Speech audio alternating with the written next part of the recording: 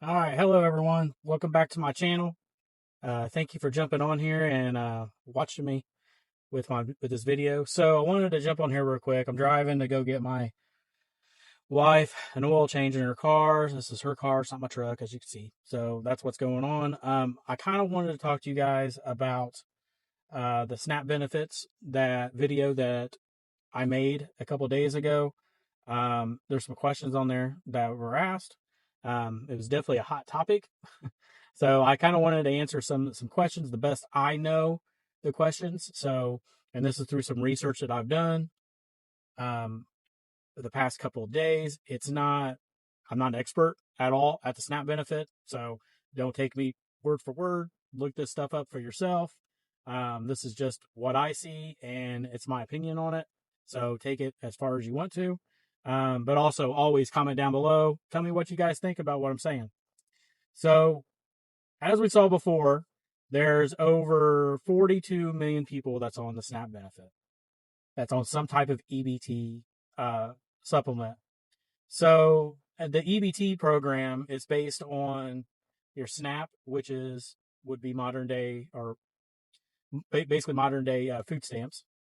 If you guys remember back in the day, when you was a kid, I know I do remember standing in line and watching people have these coupons, and they would pass however much money they had for the food. They'd have to pay with coupons.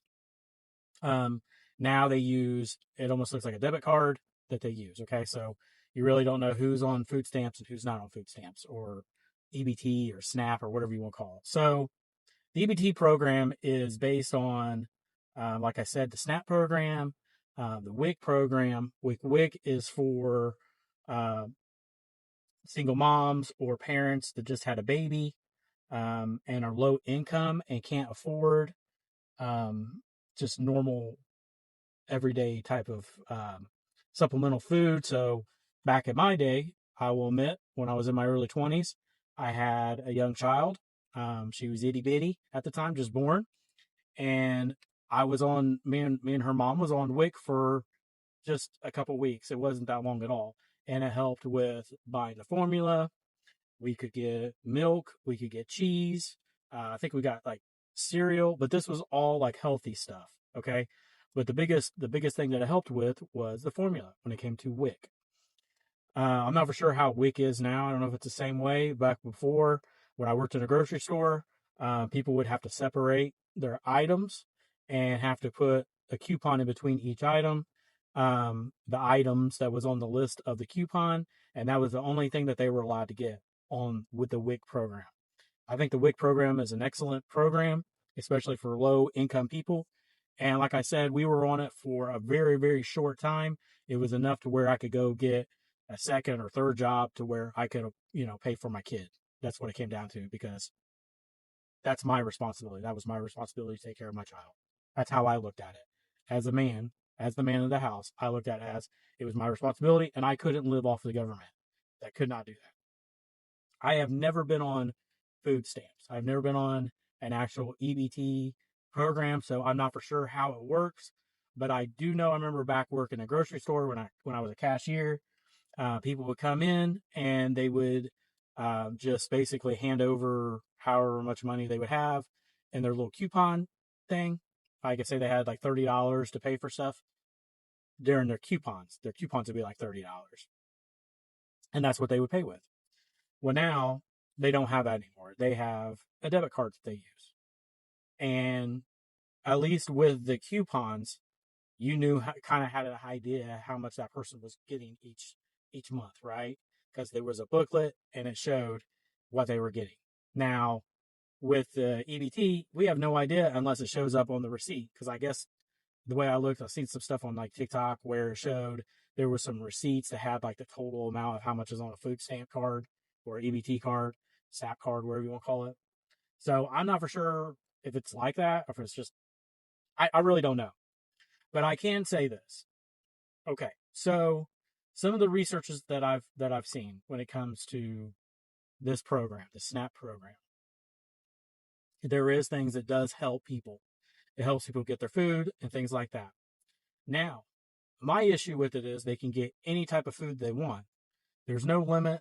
They can get all the junk food they want. They can get, right, at this point. Now, if your state has changed that law to where you can only get healthy food when it comes to like fruit snacks or fruits, vegetables, meat, bread, milk, things like that, eggs, cheese, that's fine if they changed it. But in some states, they have not changed that, and they can get any type of candy. I think that's wrong. I know some people are saying, well, what about the children? The children are used to having this and things like that. Well, I can tell you as a parent, I have little kids, and there's times where I have to tell them no. And that's okay, because it's okay if your child is told no sometimes. It's all right, especially if they haven't done anything to earn it. If they have not earned to get a treat, if they have not earned to get things in their lives, it doesn't mean that they automatically get them just because they're children. That's where our society has failed when it comes to this stuff. There should be limits. It should be, you shouldn't be able to buy snacks with it. If you want the snacks, then you need to use your own money to buy the snacks. This is my opinion. Food stamps should be used just for the essentials. So when I'm talking about the essentials, I'm talking about fruits, vegetables, things like that. So at the time of making this video, 2 federal judges have ruled that President Trump would have to fund, at least partially fund, the SNAP program with some excess money that they have built up for that for something like that. Where a shutdown might be able to shut it down when it comes to EBT payments. So people at this time should be receiving their payment soon. That's what it says in the CBS News article that I was reading. I'll try to post it down below if I can for you guys. So that's what's going on right now.